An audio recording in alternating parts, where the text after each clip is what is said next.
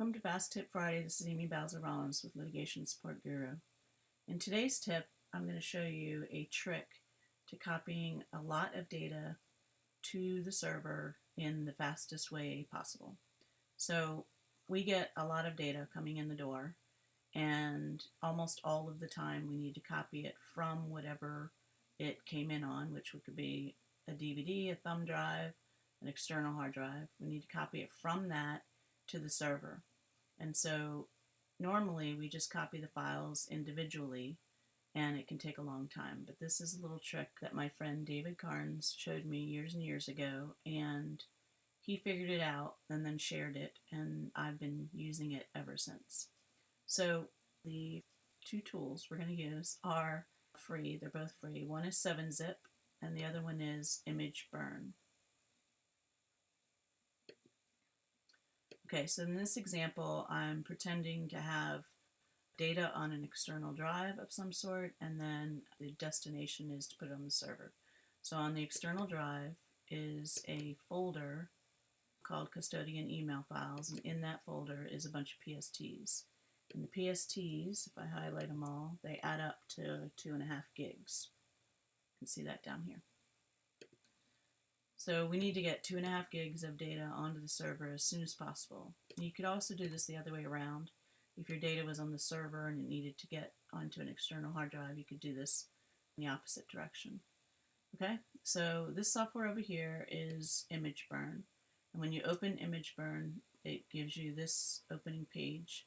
And then down here, it opens a separate window that it keeps track of a log. And it's basically just going to keep track of everything you're doing in this window. If you try to close it, they actually have a funny little message that says that we intended to leave this open all the time, and if you want to close it, you can be an ostrich and bury your head in the sand. So I'm just going to leave it there for now.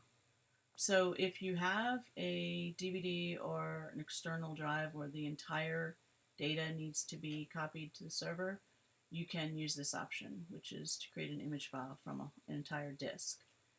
Or a drive. And then we're going to use this option because we have a subset of data, not the entire thing. So once you select the option, we're going to tell it where our data is. So you can browse for individual files, or you can browse for a folder. For this example, I'm going to browse for files. So we're going to go to the external hard drive, and we're going to go into the folder, and then I'm going to choose the files that I want to copy to the server. So now I have the files listed, and then under destination we're going to choose where we want it to go. So in this case, the ISO, we're just going to save it right here. So the ISO is an image file. We need to name this. So I'm going to add dash and then just take off the word files. So now the name of our ISO will be custodian-email.iso. ISO is just a virtual image. It's a compressed image of data. So we're ready to go in terms of we selected the files and we told it what we want to put it into. One more thing we're going to do is come over to labels, and we're going to give the ISO a volume label. So it defaults to capital for some reason. And I'm just going to call it client email. And then I'm going to copy that into both fields. Okay, so then we can click the build button. So it's just giving you a little message here saying that, giving you information about what we're about to do. So we're going to click OK. And then it's going to build the ISO. You can see down here, gives you a play-by-play of what it's doing. So depending on how long, how many files you have, how much data you have, it actually moves pretty fast considering it's 2.5 gigs of data.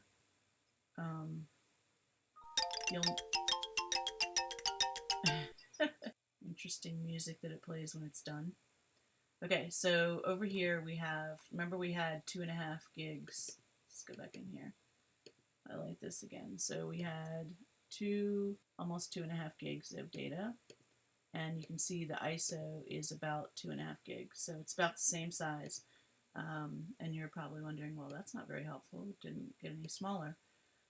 But we're going to do one more step, which is we're going to compress it in so we're going to use 7-zip, and the default format for 7-zip is actually a 7Z file. Now, when I teach people to use 7-zip, I always tell them to use the zip file extension because people on the receiving end are very familiar with how to extract from zip files, and also they have the software most likely. To extract from a 7Z file, you have to make sure you have the right software installed. But in this case, the smallest compressed file possible is the 7Z, and that's what we want. So I'm just going to click Add To, leave the default name, and use the 7Z file extension. Alright, so this is telling me it's going to be about 9 minutes. So I'm going to come back when it's getting closer to the end. Okay, it's getting close to the end. We're down to 14 seconds. You can see the compressed size is a lot smaller. Okay, so now we have our ISO, and then we compressed the ISO into a 7Z file. So I'm going to close image burn. We don't need it anymore. So the next step you would do once you have your compressed file is you can simply copy that zip file to the server. So we're going to pretend that this is our server. So I'm just going to copy this file, go to my server, and paste the file. Now, of course, I'm copying from a local hard drive to a local hard drive, so it went really fast. So once that's done copying to the server, then you just need to extract the files from the zip file, but you actually have to extract it from the ISO as well. So we're going to double click on the zip file. So this is 7-zip, and we're in the middle of extracting the zip file, and in the zip file we know that we have the ISO file. So instead of extracting the ISO file from the zip file and then placing it here, and then we would need software that can open the ISO file, which 7-zip can.